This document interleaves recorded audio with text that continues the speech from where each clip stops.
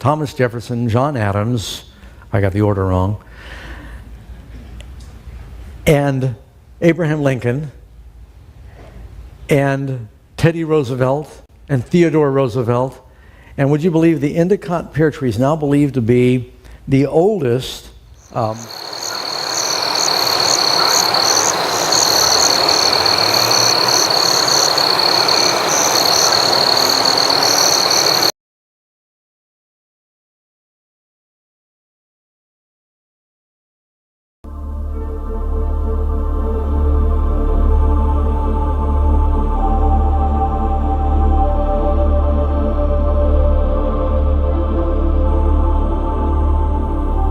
Are the people who inhabit planet Earth alone in this vast universe?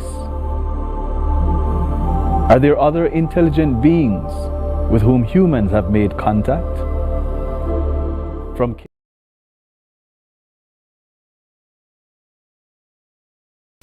My dad was one of the best examples to me of what it means to be a true Christian.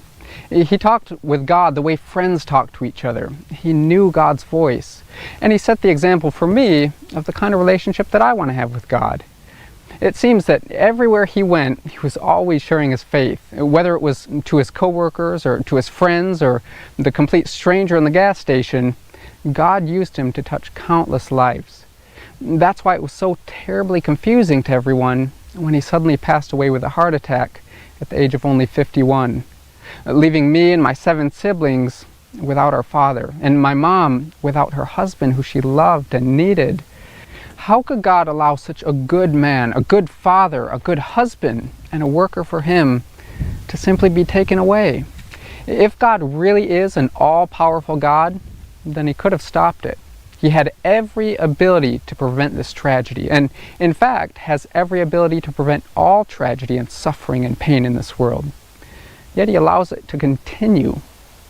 Why? And how am I supposed to believe that a God who has the ability to stop these things, yet does not, could truly be a loving God? Now, have you ever wondered the same thing? Well, today we're going to take a look at the teachings of Jesus concerning these very questions.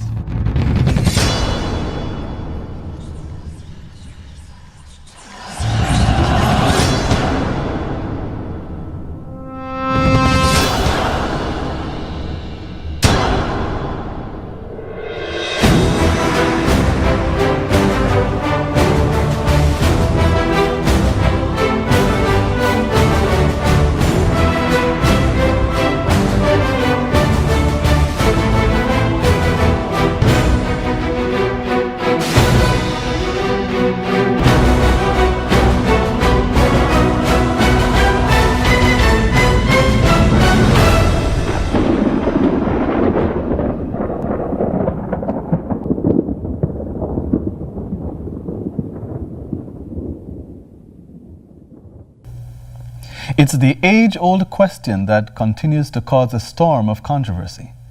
Why do bad things happen to good people? Or to say it another way, if God is so good, why does he allow so many bad things to take place?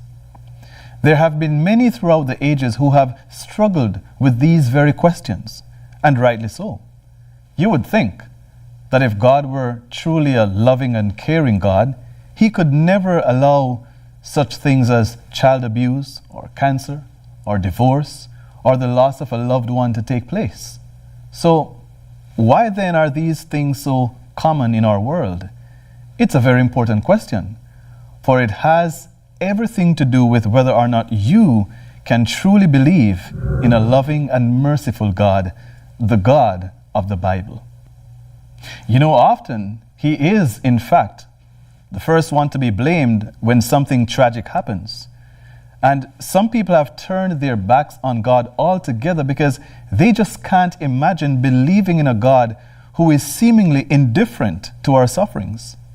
So, how do we reconcile the apparent inconsistencies between a loving and compassionate God and the terrible tragedy and suffering that takes place in this world? Often we hear answers like, we just can't understand God's ways, or, well, I suppose we'll have to wait until we get to heaven to find out. Now, however true these things may be, to many people these are, quite frankly, just not satisfactory answers. And to those people I would say, that's okay. You don't have to be satisfied with these answers. Why? Because the Bible gives us an answer, and not just any answer, but a good answer. Levi?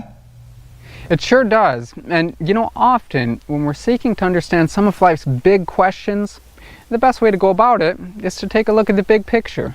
In Matthew 13:24 through 30, Jesus tells an interesting parable that can help us to understand a couple of very important points about why so many terrible things take place in this world. In this parable, there was a man who planted a wheat field, but while he slept, an enemy came and sowed tares among the wheat. When his servants asked him what they should do with the tares, he said to let them grow until the time of the harvest, and at that time they could be separated from the wheat. But then Jesus goes on to explain in verses 39 through 41 what this parable represents. He says that the enemy in this story is the devil. The harvest is the end of the world, the reapers are the angels, and the tares represent all things that offend and them which do iniquity. Now with that information, we can understand what Jesus was actually saying in this parable. He said that an enemy, that is the devil, was the one responsible for sowing the tares.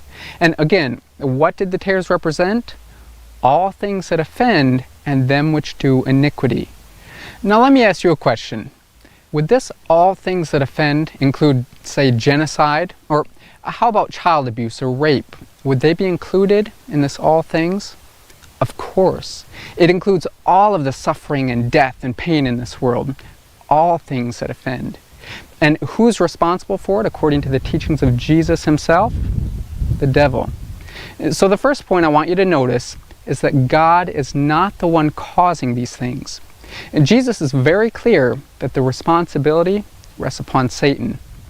Well, you say, I already knew that God's not causing it, but why does he allow it? Well, let's go back to the parable. We're told in verses 28 and 29 that when his servants came and asked him if they should go and gather up the tares, he told them to wait. In other words, he would allow the tares to continue growing for a time. Now, notice, this is the question.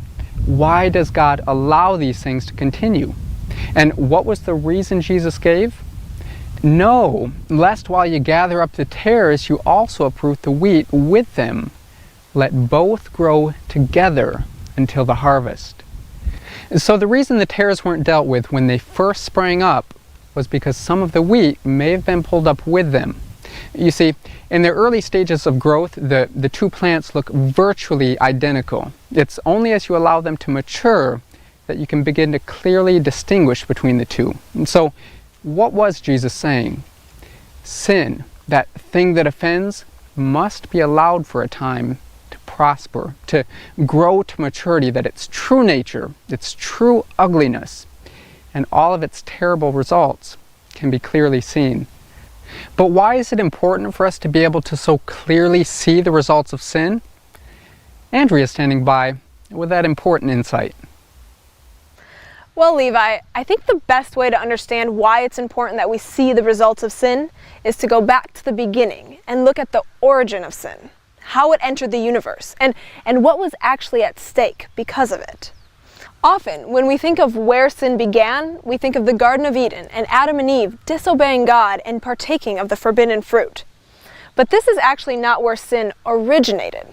As we touched on in our previous study, sin actually originated in heaven with one of the angels. We read about this in Ezekiel chapter 28. In this chapter, the writer uses a wicked earthly king, that is the king of Tyre, as a figure to describe this being in heaven that would eventually become who we know as Satan, or the devil. Now, maybe you've wondered, why would God create the devil? Well, the question is, did he create a devil? I want you to notice a few important things here in Ezekiel 28. In describing this being, verse 12 says that he was not only perfect, but that he was the seal of perfection. That is to say, he was the crowning act of God's creation. It also says that he was full of wisdom and perfect in beauty. And verse 15 says that he was perfect in all his ways from the day that he was created. Now, I don't know about you, but to me, this doesn't quite sound like the devil we're used to hearing about. Well, that's because it's not. This was the perfect, sinless being that God originally created before he became corrupted by sin.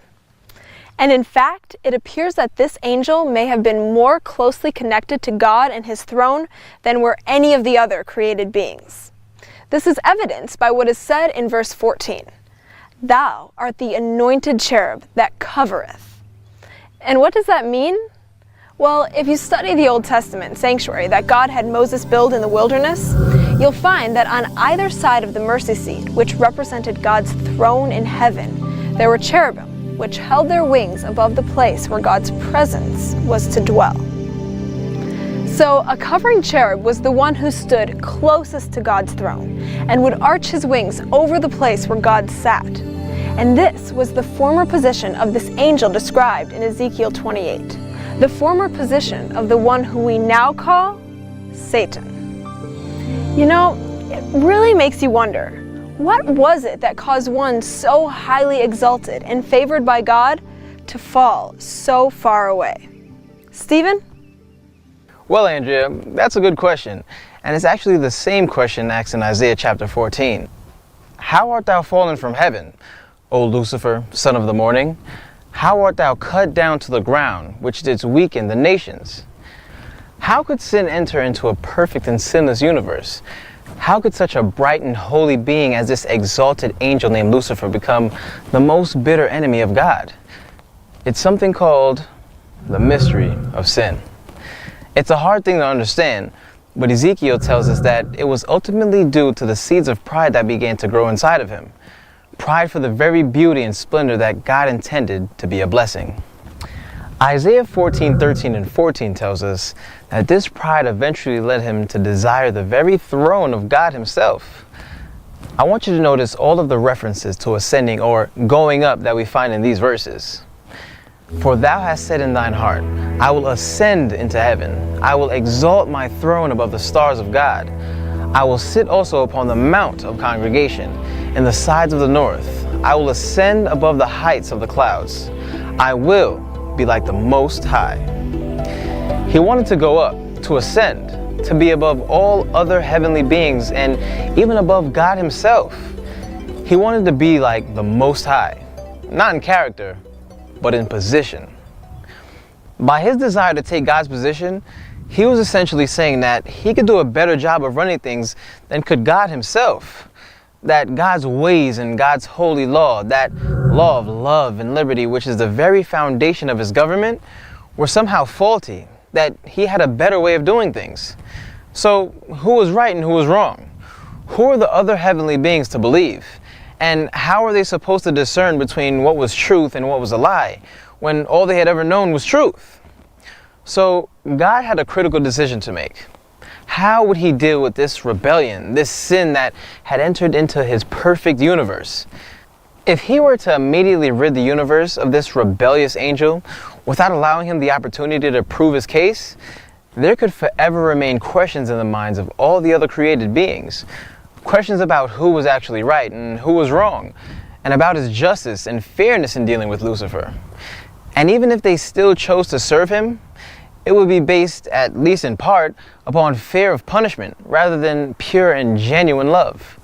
So he chose to allow this being the opportunity to carry out his principles, to test his form of government, and by experience show where the result of this rebellion or sin would eventually lead.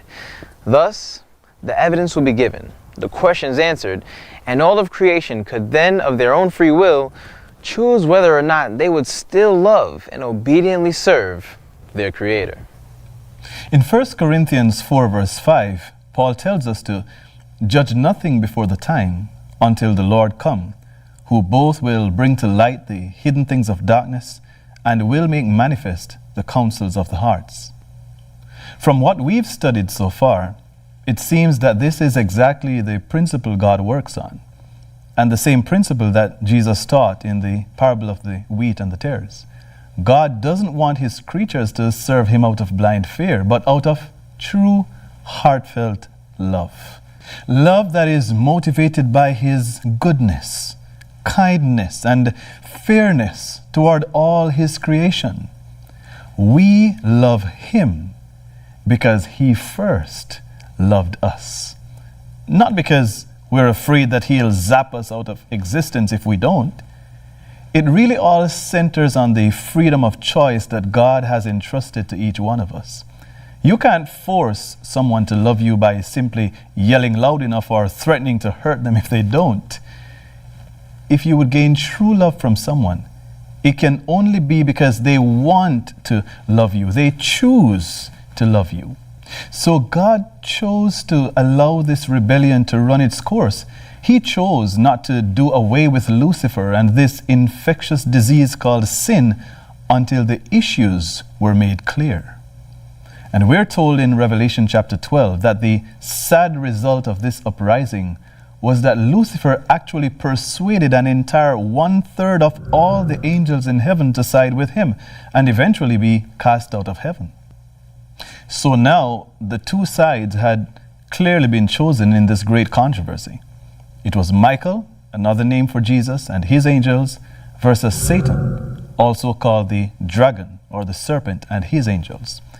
The two sets of principles for these two kingdoms were also clearly established. God and his holy law, which is based on the principle of love, versus Satan and his law, which is based on the principles of selfishness and self-exaltation. Satan was actually coveting a position that did not belong to him, as it says in Isaiah 14 verse 14, "I will be like the Most High." Now that Satan's kingdom had been solidly established, can you guess where he turned in order to test his new and better form of government? Right here to planet Earth. That's exactly right. The Bible tells the story beginning in Genesis chapter 1. God had created a brand new and beautiful planet that was full of life and happiness. And he created Adam and Eve as the first inhabitants of this planet, the father and mother, as it were, of the whole human race. He even made them their own special garden to live in and tend to, which was called the Garden of Eden. In creating this new planet, God never intended for there to be sin or suffering or pain here. In fact, his original plan for this world, the original state in which he created it, is repeated several times in the first chapter of Genesis. It tells us that everything God made was good, and in fact, very good according to verse 31. This was God's original plan for this world. He didn't create it with the suffering and tragedy that we see now, and he doesn't enjoy seeing these things take place. Certainly, Jesus proved this by the life he lived while here on earth. In describing some of the things Jesus did, Matthew 11:5 says, "The blind receive their sight, and the lame walk. The lepers are cleansed, and the deaf hear. The dead are raised up, and the poor have the gospel preached to them." And it wasn't just Jesus that hated seeing humans suffer, because he says in John 14:10 that it was the Father doing these works through him. So God never intended man to suffer. He doesn't enjoy seeing us subjected to pain. His original intent for the human race was for us to simply love him and live forever, enjoying the beautiful world he had created for us. But something happened that would drastically change that. It sure did. Let's go back to the story of this controversy between Christ and Satan that had been going on in heaven. Genesis chapter 3 tells us that this fallen angel now came to pay a visit to Adam and Eve in the form of a serpent. And what was his intention in visiting this newly created pair? He aimed to gain them and the whole human family which they represented as subjects of his kingdom, thus establishing the arena in which he could set up his new form of government. But how could he accomplish this? Romans 6:16 says, "To whom ye yield yourselves servants to obey, his servants ye are to whom ye obey, whether of sin unto death, or of obedience unto righteousness." By leading them to obey the principles of his kingdom while disobeying the principles of God's kingdom, he would gain them as his servants, as his subjects. So under the guise of a serpent, he came to the garden to do this deadly work of deception. Now, the serpent was more subtle than any beast of the field which the Lord God had made. And he said unto the woman, Yea, Hath God said, Ye shall not eat of every tree of the garden? And the woman said unto the serpent, We may eat of the fruit of the trees of the garden, but of the fruit of the tree which is in the midst of the garden, God hath said, Ye shall not eat of it, neither shall ye touch it, lest ye die. God had given them one test of obedience, one proverbial cookie jar they were not allowed to open, and said that if they were to disobey, death would enter into the world. Why? Because disobedience to God on any point, regardless of how small it may appear, is sin. And the wages of sin, according to Romans 6:23, is death. But I want you to notice how the serpent responds to the woman. Here's where he introduces to her mind the principles of his kingdom, the same principles of pride and self-exaltation that had motivated his own rebellion against God. Here's where we find him, as it were, inviting Eve to become a part of his kingdom. Notice what he says. And the serpent said unto the woman, Ye shall not surely die, for God doth know that in the day that ye eat thereof, then your eyes shall be opened, and ye shall be as gods, knowing good and evil. Sadly, verse 6 tells us that when the woman saw that the tree was good for food, and that it was pleasant to the eyes, and a tree to be desired to make one wise, she took of the fruit thereof, and did eat, and gave also unto her husband with her, and he did eat. Thus, they forfeited their citizenship of the heavenly kingdom. They delivered the whole human race into the hands of the enemy and into the slavery of sin, to be the legal subjects of a kingdom that Satan had now successfully established. But that's not the end of the story. And praise God that it's not, Andrea. Only 9 verses later, God gives the first promise of one who would come and defeat this serpent, and taking back what had been lost, and making a way for human beings to again be a part of God's kingdom. In fulfillment of this promise, Jesus came to this earth, and through his sinless life and sacrificial death on the cross, provided everything needed for us to again have the eternal and happy life that he intended. Jesus, the God of all creation, was willing to humble himself to an almost infinite degree, becoming part of his own creation, and allowing himself to be beaten, spat upon, and crucified by the very ones he came to save. At the cross, the contrast between these two kingdoms was more clearly seen than ever before or since. The one, based on principles of such selfishness and hatred as would cause the creature to take the very life of its own creator, and the other of such humility and love as would allow his own creation to take his life in order to save them. If to the onlooking universe the results of sin had not yet been made clear enough by all of the suffering and degradation it had wrought, it was certainly made clear enough at the cross. This rebellion that had essentially placed God's own character on trial, this sin that had entered into God's perfect universe and had been allowed to grow and mature, had now shown its true colors. So this begs the question, if the results of sin were made clear enough at the cross, then why didn't God just end the controversy there? Why is he still allowing it to continue? In speaking of the promise that Jesus made to come back and take his people home and end this controversy with sin, 2 Peter 3:9 says that the Lord is not slack concerning his promise, as some men count slackness, but is long-suffering toward us, not willing that any should perish, but that all should come to repentance. So why is he still waiting? He's waiting for you, because he loves you, and he wants to save every last person that he can before he makes an end of sin. The Bible is clear that very soon Satan and his angels and all who choose to follow in their ways will be destroyed. Sin will be no more. This earth will again be free from the curse and will then be recreated back to its original beauty. And best of all, God himself will then move his capital to this very planet and live here forever in perfect peace and happiness with his people.